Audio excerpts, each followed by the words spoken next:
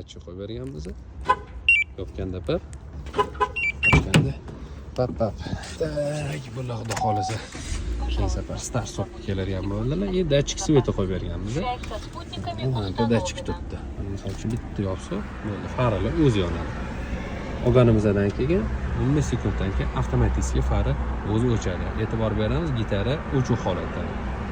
Ko'rdinglar, mana hozir yana imitatsiya qilma. Qorong'i fari yonadi. 2 sekund qorong'ini sezgandan keyin 1 sekund bilan 2 sekund orasida yonadi. Yorug'ga chiqqandan keyin 5 sekund orasida o'chadi. Faraz qilinglar, tunnelga tushdik. Yondi, tunneldan chiqdik, o'chdi. Juda qulay narsa, tavsiya qilaman. 1 yil kafolati bor. Bu ustunovkalari bilan o'zimizda qilib beramiz inshaalloh, chiroyli qilib. Hech qanaqa muammosiz ishlaydi. Akkumulyator ham o'tirib qolmaydi.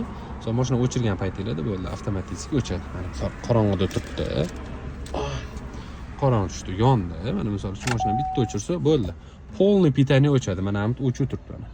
Umuman ishlatmaydi. Bu faqat margat bilan pavorotniga ishlatamiz. Kimga shunaqa xizmatlar? Max Carga murojaat. Joningiz sog' bo'lsin.